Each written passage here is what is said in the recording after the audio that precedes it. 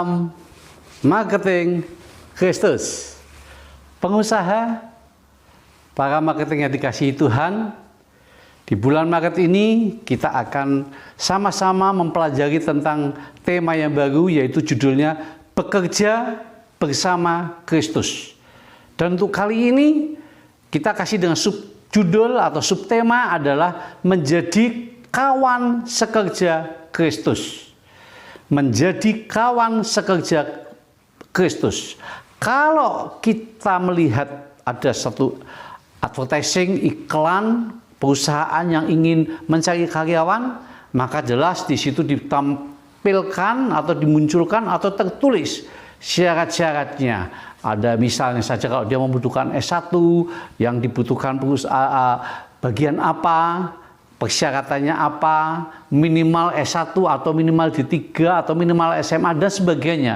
Tapi yang jelas untuk masuk ke dalam perusahaan tersebut itu selalu ada syarat, ketentuan-ketentuan yang harus diikuti.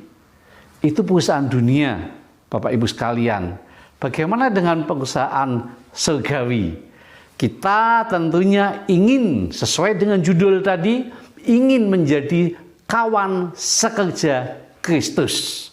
Kalau di dunia saja ada satu persyaratan, maka kita pun akan masuk dalam pekerjaan Tuhan atau pekerjaan Kristus, perusahaannya Tuhan Yesus.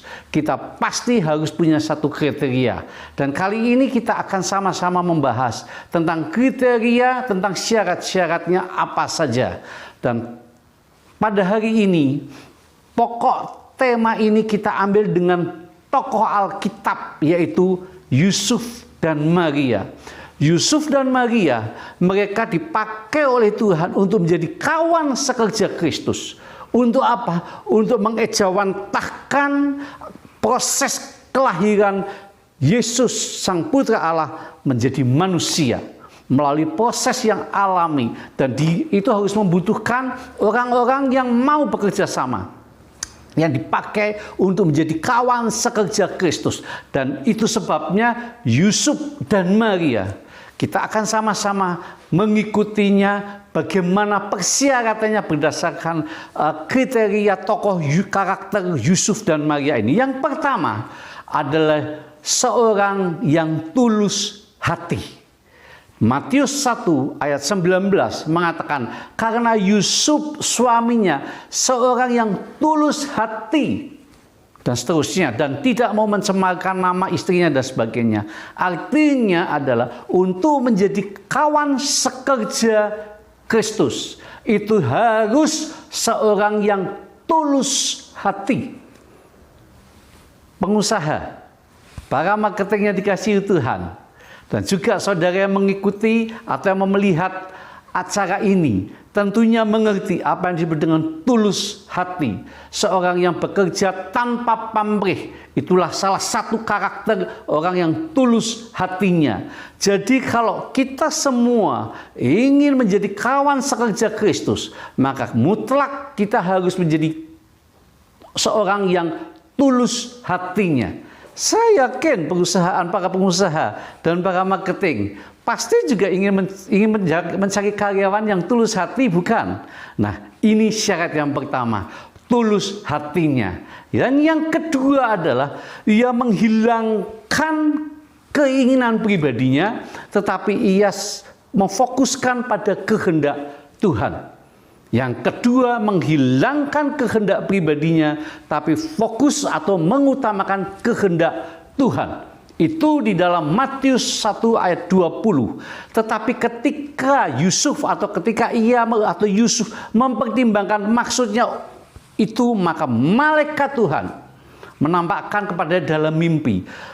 Para pengusaha, para marketing yang dikasihi Tuhan, ayat ini di atasnya dimulai dengan Yusuf melihat istrinya yang belum pada saat itu tunangannya, tunangan sudah hamil di luar pernikahan, maka dia dengan diam-diam dia akan meninggalkan karena dia masih orang tulus hati. Namun kehendak itu diurungkan manakala malam itu Yusuf atau malaikat Tuhan menemui Yusuf Dan di dalam mimpi itu Yusuf mendengar suara malaikat Tuhan. Sehingga akhirnya dia mengurungkan kehendak pribadinya, mengikuti kehendak Tuhan.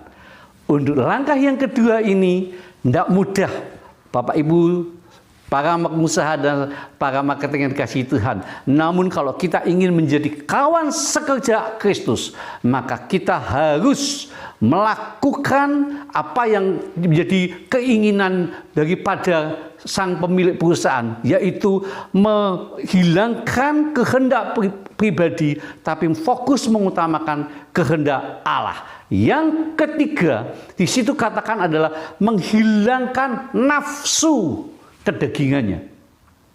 Menghilangkan nafsu kedagingannya atau kehendak yang berkelebihan. Itu di dalam Matius pasal yang pertama ayat 25. Tetapi tidak bersetubuh dengan dia sampai ia melahirkan anaknya laki-laki. Dan Yusuf menamakan dia Yesus. Tidak mudah seorang laki-laki yang manakala sudah berkumpul dengan wanita, menghilangkan nafsu kedagingannya. Namun kita lihat sama-sama bahwa Yusuf dia sanggup menghilangkan nafsu kedagingannya. Dan selama sekian bulan dia tidak berhubungan dengan istrinya. Selama itu pula dia meredam itu semua. Dia mematahkan kedagingannya demi untuk kemuliaan Tuhan. Itulah sebabnya Yusuf dipakai menjadi kawan sekerja Kristus. Hal yang keempat adalah dia siap menanggung penghinaan. Oh, tidak gampang. Ya, namun kita lihat sama-sama, kalau tadi tokohnya adalah Yusuf, kita lihat Maria. Lukas 1 ayat 31. Sesungguhnya engkau akan mengandung dan akan melahirkan seorang anak laki-laki. Perhatikan baik-baik para pengusaha, para marketing yang dikasihi Tuhan. Dari zaman dahulu bahkan sampai sekarang juga mungkin kita melihat bagaimana seseorang wanita yang belum menikah namun sudah hamil di luar nikah. Itu satu aib yang besar. Bahkan kalau di Israel sana itu sampai dilempar batu. Para pengusaha, para marketing yang dikasihi Tuhan, penghinaan yang diterima oleh Maria itu bukti bahwa dia siap menanggung itu semua untuk menjadi kawan sekerja Kristus.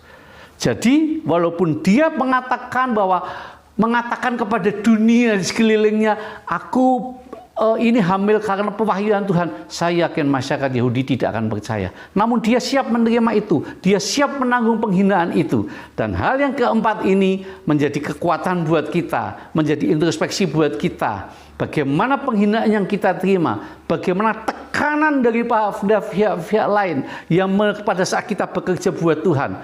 Itulah bentuk resiko untuk kita siap menanggung penghinaan. Dan yang kelima atau yang penghabisan adalah menyadari bahwa kita hanyalah seorang hamba.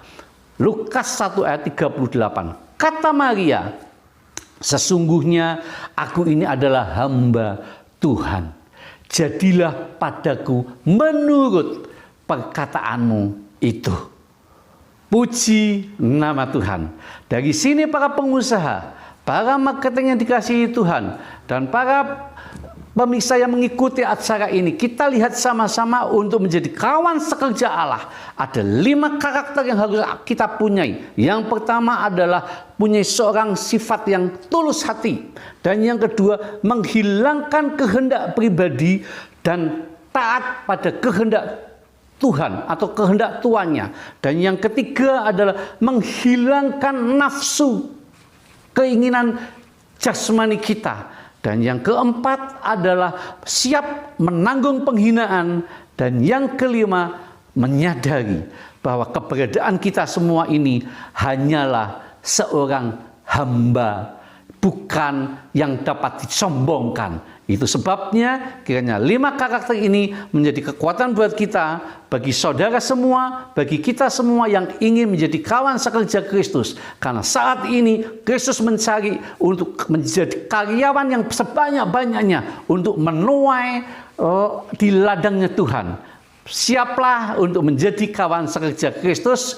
Kiranya kita sama-sama akan menikmati hasilnya bersama dengan Kristus. Salam marketing Kristus.